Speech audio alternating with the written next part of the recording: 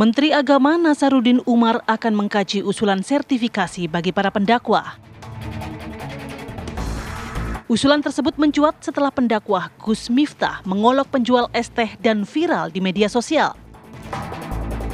Usulan mengenai sertifikasi pendakwah di Indonesia awalnya datang dari anggota Komisi 8 DPR RI, Maman Imanul Haq, guna memastikan para pendakwah memiliki kapasitas yang memadai untuk menyampaikan nilai-nilai keagamaan. Menanggapi hal ini, Ketua Umum PP Muhammadiyah, Haidar Nasir menilai wacana sertifikasi pendakwah perlu dibahas secara matang. Jangan direalisasikan secara gegabah hanya karena 1 atau 2 kasus saja. Sementara itu, Ketua PBNU Ahmad Farur Rozi mengatakan usulan tersebut merupakan wacana lama yang sudah dilakukan.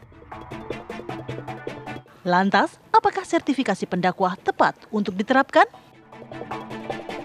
Tim TV One mengabarkan.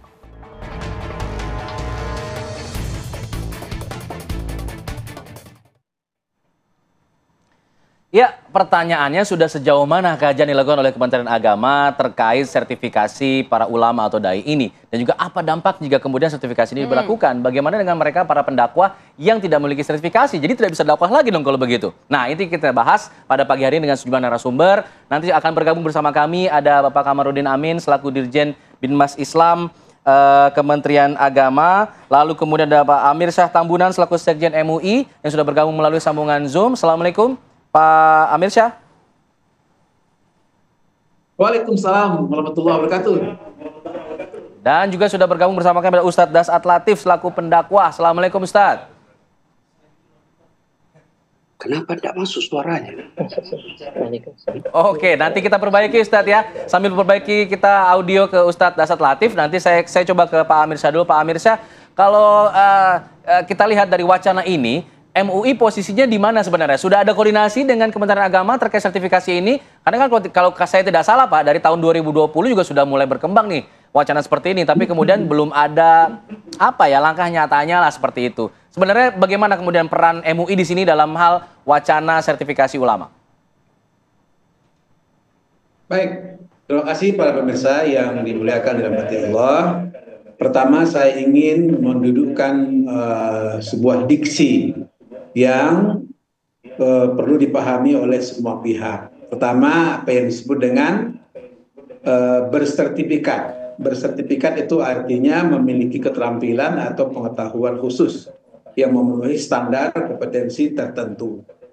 Jadi yang kedua, sertifikat adalah akta dibuat sebagai bukti adanya suatu peristiwa tertentu yang fungsinya untuk mengkonfirmasi keikutsertaan seseorang dalam sebuah pelatihan.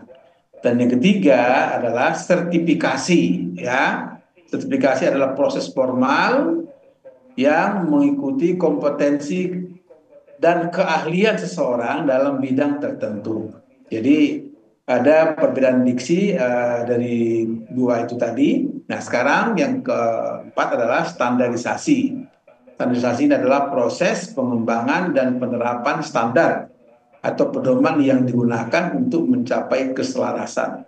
Tujuannya untuk memperbaiki kualitas atau meningkatkan kualitas. Nah, MUI dalam hal ini bersama Kementerian Agama beberapa tahun, bahkan saya kira sudah ada 10 tahun lalu ya, soal bersertifikat atau sertifikasi atau standarisasi ini sudah lama kita wacanakan. Dan alhamdulillah Majelis Ulama Indonesia periode ini sudah sangat intens melakukan standarisasi dai yang dimaknai bahwa standarisasi itu adalah proses pengembangan dan penerapan standar atau pedoman yang digunakan untuk mencapai keselarasan dalam rangka meningkatkan kualitas. Baik. Ya, yaitu kualitas dai. Dan alhamdulillah MUI sudah 35 angkatan ya, termasuk Ustadz Dasat Latif salah satu diantaranya yang sudah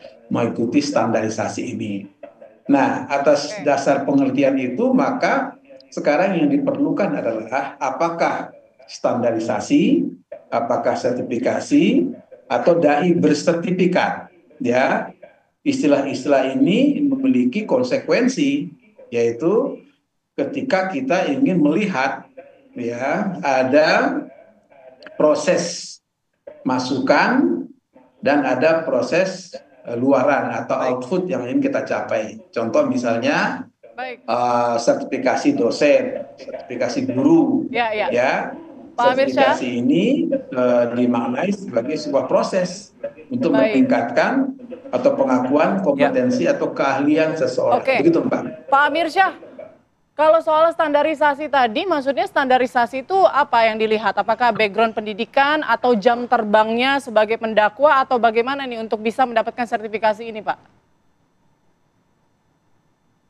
Ya, jadi ada dua hal tadi ya, saya katakan ada masukan, ada luaran. Jadi mereka-mereka yang didaftarkan masuk sebagai masukan, keluarannya apa? Standar yang kita peroleh, yaitu standarnya itu harus standar yang memiliki kualifikasi, menguasai ilmu dasar, menguasai Al-Quran, hadis, bahasa, dan semua standar ini telah kita uji ya melalui pedoman-pedoman yang standarisasi. Sehingga apa? Sehingga mampu memperbaiki sekaligus meningkatkan kualitas.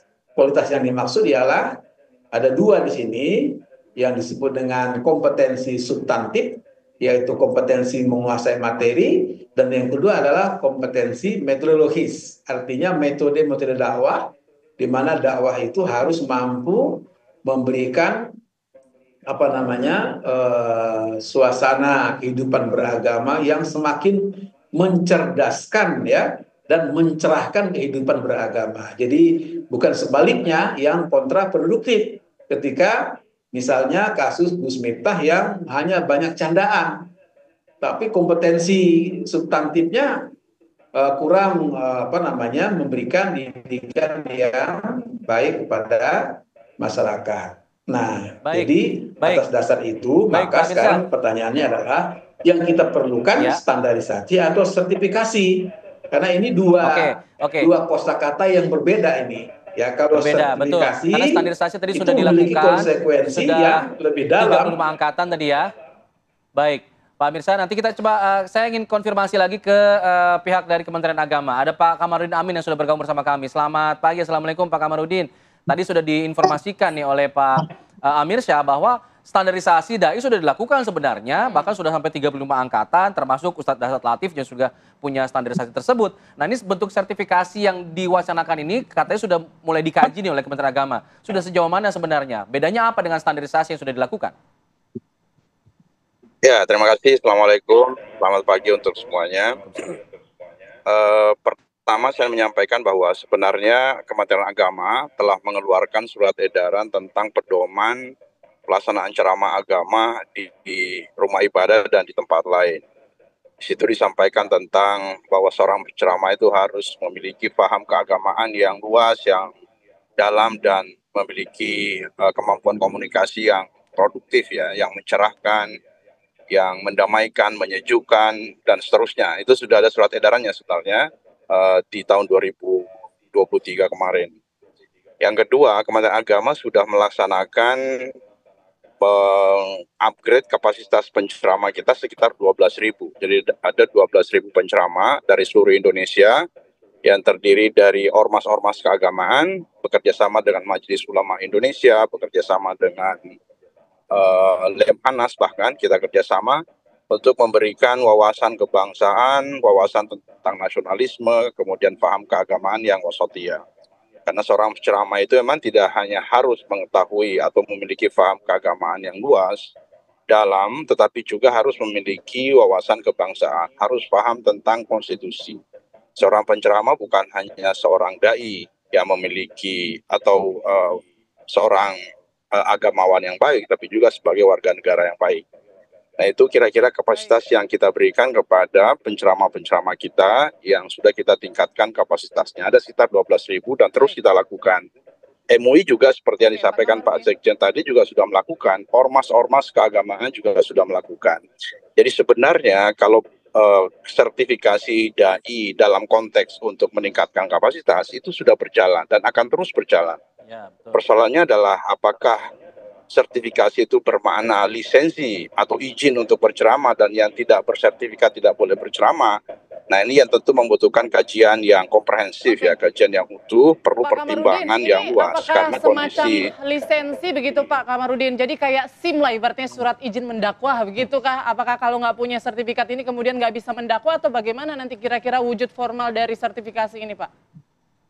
Selama ini tidak seperti itu, dan kalau itu diterapkan menurut saya butuh kajian yang mendalam, komprehensif utuh ya, karena kondisi sosiokultural kita, Indonesia ini kan negara bangsa, kita ini bukan negara agama ya, tapi negara beragama, kita ini negara demokratis, kita tidak boleh membatasi di suatu sisi, tapi di sisi lain juga harus kita pastikan bahwa ceramah-ceramah agama itu tidak kontraproduktif, tidak bertentangan dengan konstitusi, tidak bertentangan dengan paham-paham keagamaan yang dianut oleh mainstream misalnya, tidak ekstrim, tidak radikal. Jadi perlu kajian yang lebih mendalam dan sepertinya kalau sekarang kita terapkan belum realistis dalam konteks bahwa Indonesia negara bangsa yang sangat besar. Ya seperti yang pernah saya sampaikan bahwa coba kita bisa bayangkan ya, kita punya masjid saja 800.000. Siapa yang mau berceramah jika mengharuskan certified penceramah yang boleh di situ? Kita punya majelis taklim itu ada 100.000 majelis taklim di Indonesia. Kemudian gairah keberagaman umat juga sangat luar biasa. Pengajian di sana sini, diskusi tentang keagamaan juga terjadi secara masif di mana-mana. Kalau mengharuskan sertifikasi, saya kira ini yang masih butuh kajian dan mungkin belum saatnya sekarang. Tapi yang penting adalah kita harus terus melakukan peningkatan kapasitas kepada para penceramah yang dilakukan oleh MUI, dilakukan oleh ormas-ormas keagamaan, Kementerian Agama. Nanti kita harus sinergis kolaboratif untuk bersama-sama meningkatkan kapasitas penceramah ini. Tapi terakhir Mbak, saya ingin mengatakan bahwa kita harus berterima kasih kepada para penceramah, kepada dai. Indonesia ini harus berterima kasih karena mereka lah sesungguhnya yang selama ini telah memberikan faham atau literasi keagamaan yang paling signifikan. Jadi umat Islam Indonesia mengetahui agamanya itu paling besar dari para penceramah, dari para ulama, daripada para kiai, bukan dari lembaga pendidikan. Lembaga pendidikan oke, tapi penelitian kita menunjukkan ternyata agama itulah yang selama ini memberikan kapasitas keagamaan yang dan itu saya kira kita patut berterima kasih. Oke, menghargai. Saya ingin ke Ustadz Dasat dulu kalau begitu. Baik Ustadz, kalau tadi kita melihat penjelasan dari Kementerian Agama sepertinya masih dikaji dan ada statement belum saatnya diterapkan sekarang Ustadz. Nah ini mumpung masih dikaji nih, masukan dari Ustadz Dasat lagi seperti apa? Sebagai seorang pendakwah, penceramah apabila memang ada sertifikasi, bentuknya harusnya seperti apa begitu? Terima kasih. Pertama, saya mohon maaf suara saya lagi parau. Gara-gara ceramah juga. Sebenarnya kasus ini bukan tentang pemahaman agama, tetapi lebih kepada moral. Ya, saya yakin semua penceramah punya dasar ilmu agama, tapi yang kurang adalah moral. Itulah sebabnya Nabi mengatakan puncak semua dari ilmu itu adalah adab. Itulah juga sebabnya 5 Pancasila, satu di antaranya adalah kemanusiaan yang adil dan beradab. Karenanya kepada para mubalik memang sangat berat untuk memiliki standar moral. Ini yang menjadi usulan kepada negara dari saya, mestinya pendidikan moral Pancasila kembali diterapkan di sekolah-sekolah. Saya bersyukur kepada Allah sebab saya ditelurkan oleh Orde Baru yang mengajarkan pendidikan moral Pancasila dari SD, SMP, SMA, bahkan saya jadi pegawai kuliah, ada penataran P4. Yang inti semua di situ adalah mengajarkan moral. Sayang, pendidikan kita sekarang ini, sistem pendidikan kita ini mengabaikan moral. Sehingga jamaah juga kadangkala tidak memiliki moral dalam pengajian. Sehingga kedua-dua belah pihak harus menjaga moral. Jamaah dan penceramah harus sama-sama menjaga moral. Nah, moral ini yang sangat penting. Itulah sebabnya Nabi ketika ditanya, ya Rasulullah, untuk apa kau diutus ke muka bumi ini?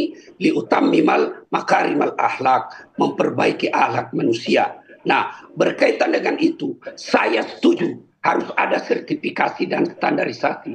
Sebab kenapa? Pada hari ini adalah sumber pahaman ilmu agama bagi umat. Tetapi dengan catatan, negara juga harus mengapresiasi terhadap mubalik yang telah disertifikasi atau distandarisasi. Dokter ada sertifikasinya, guru, dosen ada sertifikasinya. Tapi setelah mereka disertifikasi, ada apresiasi oleh negara. Saya sebagai dosen ada dikasih apresiasi tunjangan setelah lolos sertifikasi dosen. Ada tunjangan sertifikasi namanya. Di Malaysia tidak bisa orang berdakwah tanpa sertifikasi dari kerajaan. Tapi kompensasinya negara Malaysia memberikan 1.500 ringgit bagi pendakwa yang telah lulus sertifikasi. 1.500 itu kalau dalam rupiah kurang lebih 5 juta. Kita tidak usah 5 juta. 200.000 lah per bulan. Bukan nilai, tapi sikap apresiasi negara terhadap pendakwa. Saya setuju dengan Bapak dari Kementerian Agama tadi bahwa kita berterima kasih kepada ulama yang telah menjadi ujung tombak pemahaman agama. Karena negara tanpa agama, saya yakin akan rusak.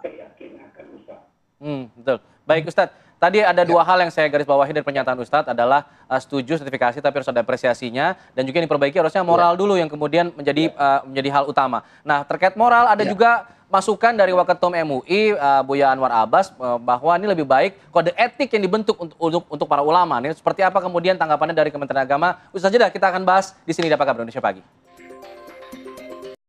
Saya ingin ke Pak Kamarudin. Pak Kamarudin, tadi disampaikan juga bahwa yang lebih diutamakan harusnya moralnya dulu Pak dari para pendakwah. Muncul kemudian usulan dari Waketum MUI Pak Buya Anwar Abbas mengatakan harusnya lebih baik kode etik untuk ulamanya yang kemudian dibentuk begitu, bukan sertifikasi yang diutamakan. Tanggapannya gimana Pak Kamarudin? Silakan. Iya, seperti yang saya sampaikan tadi di awal bahwa sesungguhnya Kementerian Agama sudah membuat surat edaran yang di situ terkait dengan etika berceramah ya. Seorang penceramah harus santun, harus tidak menghujat, mencerahkan, menyejukkan dan seterusnya. Itu sebenarnya kode etik, dan seharusnya seorang penceramah itu supposedly itu sudah otomatis ya, seharusnya seorang penceramah harus memiliki kode etik. Oleh karena itulah perlunya peningkatan kapasitas yang saya sampaikan tadi. Ya kalau bisa dibahasakan sebagai sertifikasi atau penceramah bersertifikat. Karena dalam pelatihan atau peningkatan kapasitas itu bukan hanya terkait dengan substansi. Ceramah itu kan ada ekosistemnya juga. Ada penceramah, ada yang diceramahi, ada cara atau metode berceramah, ada instrumen ceramah dan seterusnya. Dan di situ diberikan kepada penceramah-penceramah kita. Cuma persoalannya atau tantangannya adalah ini kan juga seperti yang dikatakan oleh Pak Das'a tadi bahwa engagement para jemaah ini juga penting. Karena jemaah ini juga menentukan siapa penceramahnya. Bahkan biasa penceramah menyesuaikan dengan selera jemaah juga begitu. Jadi menurut saya keterlibatan semua pihak itu penting. Baik penceramah, jemaah maupun usulan apresiasi dari Ustadz Dasat Latif seperti apa Pak? Masuk kajian juga nggak? Kalau misalnya sertifikasi jadi harus ada apresiasinya juga. Itu masuk kajian nggak? Itu idealnya seperti itu. Cuma seperti yang saya sampaikan tadi. Ya di Indonesia ini kan kita butuh penceramah tidak sedikit ya. Kita butuh ratusan ribu dan selama ini sudah berjalan sebagaimana mestinya gitu. Jadi sebenarnya kalau menurut saya kondisi sekarang Indonesia ini sudah sangat bagus ya. Bahkan kalau boleh kita mengklaim bahwa kondisi Indonesia, artikulasi keberagaman Indonesia yang selama ini kita nikmati ya, kita rasakan, yang toleran, yang saling menghargai dan seterusnya, itu tidak lepas dari kontribusi dari para dai kita, dari para penceramah kita. Sudah sangat bagus. Jangan hanya karena ada kasus kemudian kita terlalu reaktif, kemudian seakan-akan semua yang selama ini berlangsung itu salah. Bahwa ada yang perlu diperbaiki, saya setuju. Itu betul ya. Ada yang perlu kita sempurnakan, ada yang perlu kita benahi, itu harus, dan itu kita akui bersama, dan itu sedang kita lakukan sesungguhnya. Tapi jangan sampai kita lupa bahwa kontribusi dan para penceramah kita selama ini sudah sangat luar biasa, termasuk Gus Miftah sendiri. Tanpa bermaksud untuk membela beliau, kontribusi beliau juga menurut saya luar biasa. Beliau telah mencerahkan dan membina, mendidik banyak masyarakat juga, bahwa ada kesalahannya yang dia lakukan itu, yaitu tanpa bermaksud untuk menjustifikasi, yaitu juga manusiawi yang harus diperbaiki. Tapi sesungguhnya beliau juga telah berkontribusi menurut saya sangat luar biasa, dan ini telah dilakukan juga oleh para penceramah kita. Jadi kita jangan sampai karena ada kasus kemudian seakan-akan semuanya disalahkan. Oke. Jadi begini, sekali lagi saya katakan bahwa Kementerian Agama ya sangat concern untuk peningkatan kapasitas para dai ini, bekerja sama dengan MUI, dengan ormas-ormas keagamaan, dan terus-menerus kita lakukan begitu. Baik. Saya mau ke Pak Amir Syah. Pak Amir Syah, lalu kalau kita lihat kan video Gus Miftah kemarin kan tampaknya komunitas yang ada di situ pun, para masyarakat yang ada di situ seperti menerima begitu ya, ikut tertawa begitu ya, seperti sudah biasa begitu. Tidak lagi mereka kemudian justru malah menikmati begitu guyonan ataupun olok-olokan yang saat itu terjadi. Nah, bagaimana kemudian bisa mengontrol agar para pendakwa ini kemudian tidak guyon berlebihan atau bahkan sampai mengolok-ngolok dengan kata-kata yang kasar, agar kemudian ada timbul kesadaran begitu baik dari pendakwa maupun juga masyarakat yang mendengarkan saat itu? Ya, baik. Jadi ada dua hal yang saya garis bawahi ya. Pertama, kita harus memiliki kesadaran kolektif ya. Mengapa butuh kesadaran kolektif? Baik kesadaran kolektif oleh penceramah, ustadz berbalik, begitu juga komponen pemerintah. Dalam ini tadi Prof. Kamarudin sebagai Dirjen sudah mengatakan bahwa sudah ada edaran yang harus diikuti oleh para penceramah. Jadi kesadaran kolektif inilah yang kemudian secara moral ya, secara etika mengikat kita. Dan saya kira, tapi kita yakin bahwa nilai-nilai etika moral ini harus kita junjung tinggi bersama. Betapapun poin yang kedua ini, baiknya aturan, betapapun regulasi sudah begitu bagus, tetapi regulasi itu seolah-olah tidak akan bermanfaat tatkala tadi kesadaran kolektif untuk menjunjung tinggi nilai-nilai etika itu diabaikan gitu ya. Nah, karena itulah menurut hemat saya, baik sertifikasi atau dai bersertifikat maupun standarisasi itu merupakan proses hulu yang kalau kita ingin meningkatkan kompetensi atau kualifikasi daripada pendai. Tapi pada proses hilir ini jangan lupa ya, di situ ada masyarakat, di situ ada semua komponen yang melihat, mata dan telinga kita menyaksikan betapa para pendai-pendai ini memang memiliki satu keistimewaan ya di mata masyarakat. Di mana keistimewaannya? Tutur katanya, perilakunya, ya semua tindakan. Nah, dan ini tidak mudah ya. Disinilah kemudian seperti kata Pak Dirjen tadi itu, negara harus memberikan apresiasi. Ya. Dan Majelis Ulama Indonesia sudah sudah sedemikian panjang perjalanan mendiskusikan, mengkaji ya pilihan-pilihan sertifikasi atau pilihan standarisasi. Nah, untuk saat ini kita pilihannya standarisasi. Untuk apa? Meningkatkan kualifikasi mutu penceramah. Dan ini alhamdulillah ya dampaknya bagi yang tidak mau mengikuti standarisasi, ya sudah. Akhirnya mereka merasa memang berlomba-lomba untuk mengikuti standarisasi ini. Kenapa? Karena tujuannya meningkatkan kualitas para dai kita. Gitu. Saya ingin ke Ustadz Dasat Latif terakhir, Pak Ustadz. Kalau kita lihat tadi pernyataan Pak Ustadz yang menyatakan bahwa setuju dengan adanya sertifikasi dai dalam konteks untuk menjaga adab dan juga moral dari para penceramah. Tapi kalau kita bicara dalam konteks ideologi misalnya, atau misalnya cara pandang Ustadz tersebut begitu.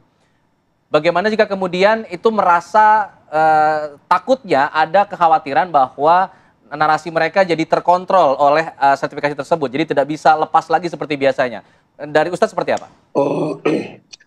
Sekira semua profesi itu ada aturannya, ada standarisasinya. Sebagai mubalik itu juga harus ada standar. Standar paling utama itu moral. Ya, karenanya moral mubalik itu tidak boleh mencerminkan yang tidak layak diucapkan. Saya tidak mau kasih contoh diri saya sendiri. Kurang apa tegasnya saya kepada Polri. Ya, tapi Polri tetap senang dengar dakwah saya. Kenapa? Saya tahu diksi yang bisa digunakan di depan polisi.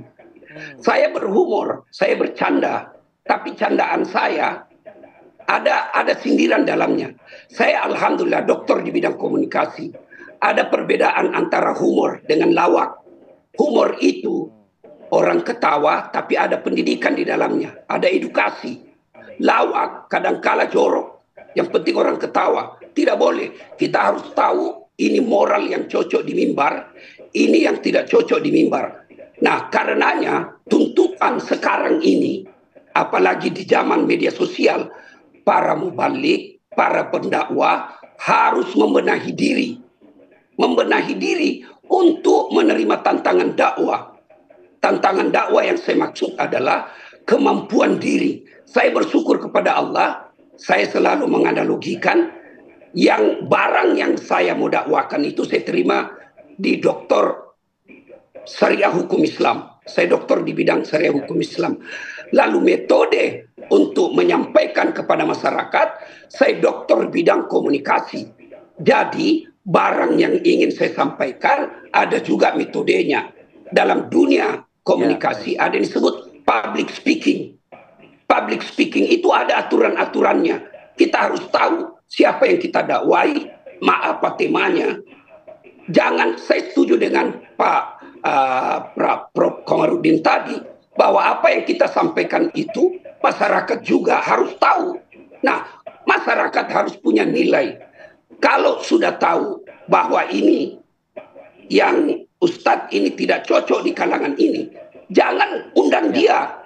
Begitu juga Ustadz, kalau sudah tahu di situ ahli sunnah wal jamaah yang kunut, maka kita harus bahas yang kunut. Jangan membahas membedakan kunut. Maka kedua belah pihak, jamaah dan ulamanya harus saling sama-sama mengetahui kode etik. Dan kode etik itu dipelajari melalui moral. Makanya saya selalu mengkampanyekan sekarang, kembalikan pendidikan moral Pancasila. Ya. Oke. Baik, terima kasih banyak Ustadz Das Latif dan juga Pak Abirsya, Pak Kamarudin. Kita tunggu wacana dari sertifikasi ini dan kita harapkan juga peristiwa pada saat Gus Miftah dan juga komunitas saat itu tidak terjadi lagi di kemudian hari. Terima kasih banyak. Selamat pagi. Assalamualaikum Bapak-Bapak. Waalaikumsalam. Ya, kita jeda dulu pemirsa. Nanti kita akan kembali lagi dengan sejumlah informasi pilihan lain tetap di sini di Apa Kabar Indonesia Pagi.